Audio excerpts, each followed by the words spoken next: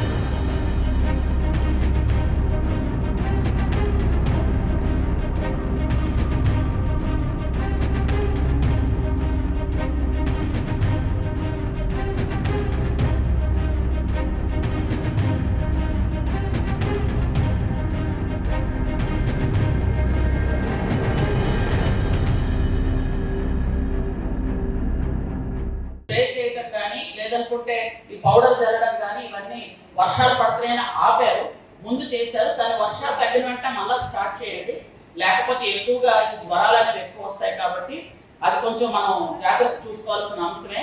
ఎందుకంటే అన్నిటి దగ్గర హిల్ టాప్ ఏరియాలో కానీ మారుమూల పల్లెల్లో కానీ ముందు వాటి మీద ఎక్కువ దృష్టి పెట్టండి. అలాగే ఈ సంవత్సరం అయితే ఆల్రెడీ మేము 1100 ఇంచుమించు టాయిలెట్స్ మనం అంటే సమూహాలు అంటే మనం దాన్ని ఏమంటారు కమ్యూనిటీ టాయిలెట్స్ 1100 శాంక్షన్ చేసుకోవడం కూడా జరిగింది పార్వతీపురం మన్యం జిల్లాలో. కాబట్టి గౌరవ సభ్యులు మీరు చెప్పొచ్చు, ఎందుకంటే ఆల్రెడీ మేము స్కూల్స్ దగ్గర కానీ గ్రామ పంచాయతీల్లో కానీ ఇవన్నీ కూడా ఆల్రెడీ పెడుతున్నాము. ఎవరికైనా కావాలంటే చెప్పండి, మేము అక్కడ కూడా ఇవ్వడానికి రెడీగా ఉన్నాం. హాస్పిటల్ కాబట్టి మెడికల్ హాస్పిటల్ ఖచ్చితంగా ఈ రోజు ఉన్న గవర్నమెంట్ ఉన్న ఇన్స్ట్రక్షన్స్ ఏంటంటే నాకు షిఫ్ట్ చేయాలి. సరే దీన్ని నాకు షిఫ్ట్ చేయకుండా అక్కడే చేస్తారా చేయరా అనేది మీరు క్లారిటీ ఇవ్వాల్సిన బాధ్యత మరి ప్రభుత్వ పరంగా మీకే ఉంది.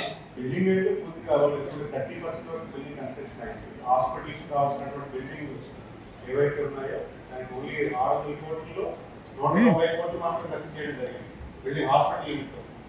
అయితే దానికి ఇంకా మాట్లాడాము, రివ్యూ ఆ డిపార్ట్మెంట్ అంతా కూర్చొని మాట్లాడాము. దానికి ఏ రకంగా రివైజ్ ప్లాన్ కూడా ఇచ్చారు. రివైజ్ ప్లాన్ లో కూడా ఉన్నటువంటి బిల్డింగ్స్ మళ్ళీ రీయూజ్ చేసి రీకన్స్ట్రక్ట్ చేస్తే ఇక్కడ హాస్పిటల్ రిటైన్ చేయొచ్చు అనేది ఎక్సెస్ చేశాను. బట్ ఒక రివ్యూ మీటింగ్ అనేది డిపార్ట్మెంట్ తో మళ్ళీ తీసుకొని కంక్లూడ్ చేస్తాను. అక్కడైతే 30% మాత్రమే బిల్డింగ్ అయింది హాస్పిటల్ కావాల్సింది, దాన్ని కూడా రీయూజ్ చేసుకోవచ్చు. అక్కడ కూడా ఉన్నటువంటి కట్టినటువంటి బిల్డింగ్స్ ఏవైతే ఉన్నాయో దాన్ని రీయూజ్ చేసి కొన్ని డిపార్ట్మెంట్స్ అక్కడ ఏదైతే నర్సింగ్ అనుకుంటారు, నర్సింగ్ కొన్ని ఏదో ప్రపోజల్స్ ఉన్నాయి. బట్ దాన్ని అన్ని సమకూర్చుకొని మంచి నిర్ణయం ప్రజలందరికీ పనికొచ్చే నిర్ణయం తీసుకోవడానికి మేము తప్పకుండా నేను అంటుంది అదే. గౌరవ మంత్రి గారు చెప్పింది ఏంటంటే దాని మీద మెడికల్ కాలేజీకి సంబంధించిన హాస్పిటల్ గురించి మాత్రమే నేను మాట్లాడతాను. విజయనగరంలో ఉన్న జీజీహెచ్ హాస్పిటల్ అనేది ఇది medical college hospital. First of all it is very crystal clear, ఇది ప్రభుత్వ విధానం. ఈ హాస్పిటల్ బదులుగా ఇంకో హాస్పిటల్ తేవడమో లేదని ప్రభుత్వ నిర్ణయం. మీ ఆలోచన నేను దానికైనా నేను అడుగుతుంది ఏమన్నానంటే మెడికల్ కాలేజీ హాస్పిటల్ కంప్లీట్ చేస్తున్నారా లేదా అన్న దాని మీద నేను మిమ్మల్ని అడుగుతాం. కానీ మీరు ఏం సమాచారం చెప్పండి.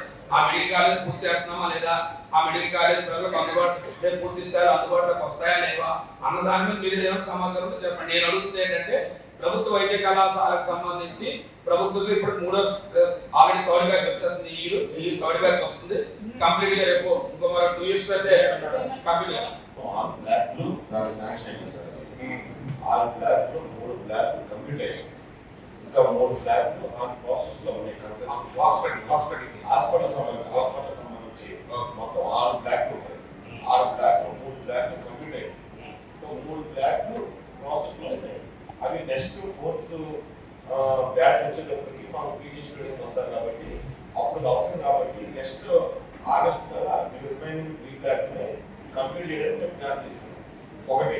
రెండోది గవర్నమెంట్ న్యూస్గా చెప్పింది ఏంటంటే అక్కడ 6 బ్లాక్లు అక్కడ ఉన్నా సరే ఇక్కడ హాస్పిటల్ని కాలేజీ హాస్పిటల్ కానీ దీన్ని కంటిన్యూ చేయడానికి కూడా ఒక ఆలోచన ఉంది. దాని మీద మనం ఆల్రెడీ మే 14 మే 18 తారీఖు ఒకసారి మేము మీటింగ్ కూడా తీసుకున్నాం సార్. ఇందులో ఇప్పుడు ప్రజెంట్ ఉన్న హాస్పిటల్ జీజీహెచ్లో మొత్తం అది 17 ఎకరాల హాస్పిటల్.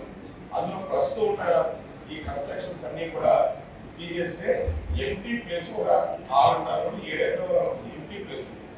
అందులో కొన్ని అంటే గవర్నమెంట్ మాట్లాడుకుని అక్కడ వర్టికల్ గా కొంచెం 3-4 బ్లాక్లు పైకి లేపగలిగితే ఎక్కడైతే ప్రజెంట్ ఉన్న హాస్పిటల్లో ఇంటర్నెట్ ఉందో అది ఈ బ్లాక్ లో ఫుల్ చేయొచ్చని మొన్న మినిస్టర్ గారు లోకల్ ఎమ్మెల్యే గారు మీటింగ్ పెట్టి ఒక బ్లాక్ తయారు చేసుకున్నాం సార్.